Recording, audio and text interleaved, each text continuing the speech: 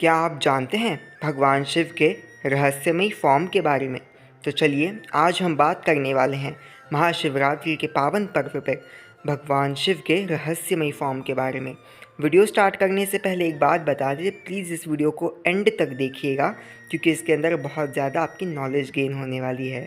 तो चलिए शुरुआत करते हैं भगवान शिव के रहस्यमयी फॉर्म को जानने के बारे में। शिव अनंत हैं, अघोर हैं, अगोचर है, पर क्या आप जानते हैं भगवान शिव का वो रहस्यमयी फॉर्म जिसका उल्लेख हमें शिव महापुराण में देखने को मिलता है? बात करें तो विष्णु पुराण में भगवान विष्णु के 3 मेन फॉर्म्स के बारे में बताया गया है, क्षीरोदक्षाय विष्णु, गर्भोदक्षाय विष्णु और महाविष्णु। और इसी तरीके से शिव महापुराण में भगवान शिव के 3 मेन फॉर्म्स के बारे में बताया गया है। तो चलिए जानते हैं भगवान शिव के ये फॉर्म्स कौन से हैं।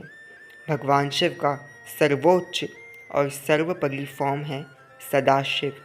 भगवान शिव की सुपरेस्ट पावर यानी कि भगवान शिव का अनंत स्वरूप भगवान सदाशिव।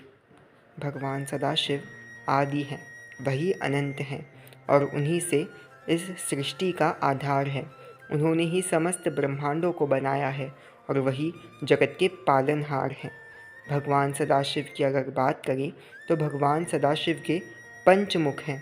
भगवान सदाशिव पंचमुखी हैं और यही पंचमुख भगवान शिव के प्रलय, सृजन और निर्माण के बारे में बताते हैं। भगवान शिव का प्रथम मुख भूमि तत्व को दर्शाता है और बात करें तो भगवान शिव के पांचों मुख किसी न किसी पंच तत्वों में से एक तत्व को जन्म देते हैं।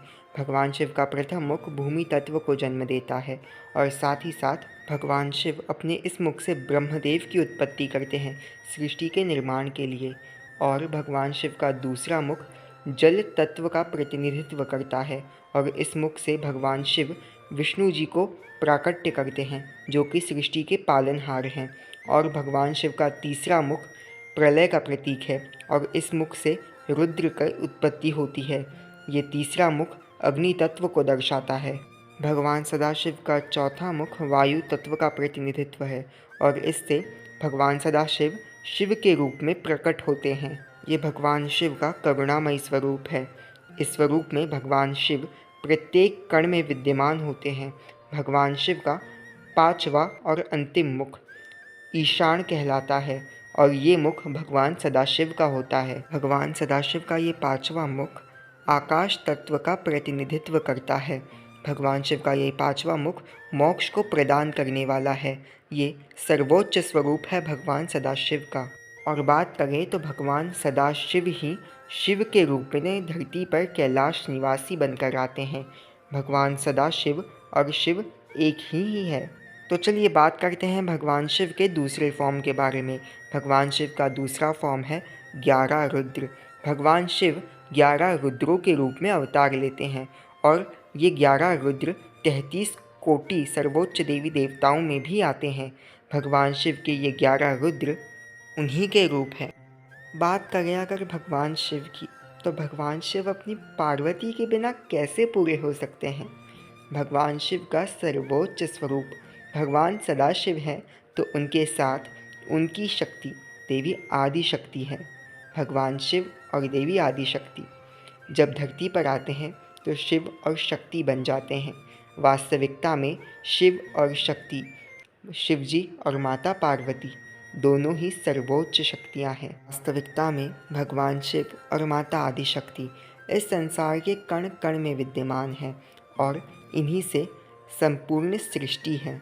भगवान शिव अगर प्राकट्य हैं तो शक्ति उनकी प्रकृति है। प्रकृति बिना संसार का कोई अस्तित्व नहीं, ना ही प्राकट्य बिना प्रकृति का कोई अस्तित्व है। इसलिए शिव और शक्ति अनंत हैं और दोनों एक हैं, दूसरे का पूरक हैं। तो चलिए जानते हैं देवी आदिशक्ति के बारे में।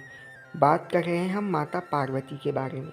माता आदिशक्ति अर्थात माता पार्वती, देवी पार्वती या देवी आदिशक्ति के बारे में कई पुराणों में देखने को मिलता है। देवी शक्ति का सर्वोच्च स्वरूप है देवी ललितांबिका अर्थात देवी आदि पराशक्ति। जब देवी आदि पराशक्ति ललिता त्रिपुर सुंदरी के रूप में प्रकट होती हैं तब उनके साथ उनके महादेव त्रिपुर सुंदर यानी कि सुंदरेश्वर महादेव के रूप में आते हैं और यही दोनों धरती पर शिव और पार्वती के रूप में आते हैं और इन्हीं से संपूर्ण सृष्टि का प्राकट्य होता है। तो देखा ना आपने किस तरीके से भगवान शिव और माता आदि शक्ति एक दूसरे के पूरक हैं और ये दोनों हमें सीख देते हैं एक सुखी दाम्पत्य जीवन का। ना केवल इतना बल्कि भगवान शिव और माता आदि शक्ति अपने प्रत्येक अवतार में भी एक दूसरे के साथ होते हैं, एक दूसरे की शक्ति बनते हैं। जब भगवान शिव खंडोबा मार्तंड मल्हार के रूप में धरती पर आते हैं तब उनके साथ उनकी आदि शक्ति माता पार्वती महाईसा के रूप में रहती है। जब शिव भैरव बनते हैं तो शक्ति भैरवी, शिव महाकाल है तो शक्ति महाकाली। वास्तविकता में दोनों एक स्वरूप है और इनका ये एकाकार होना इनके अर्धनारीश्वर स्वरूप में दिखाई देता है। तो आज हमने भगवान शिव के पहले स्वरूप भगवान सदाशिव के बारे में जाना। उसके बाद हमने शिव जी के 11 रुद्रों के बारे में पता किया, जिसके बाद हमने भगवान शिव और माता आदि शक्ति के बारे में जाना। तो आज के वीडियो में बस इतना ही नहीं है, अब हम जानने वाले हैं भगवान शिव और शिवलिंग के रहस्य के बारे में। तो चलिए जानते हैं किस तरीके से भगवान शिव शिवलिंग के अंदर निवास करते हैं। सो जहाँ आप प्रकाश देख रहे हैं वहाँ ब्रह्मा जी रहते हैं। अब जहाँ आप प्रकाश देख रहे हैं वहाँ विष्णु जी।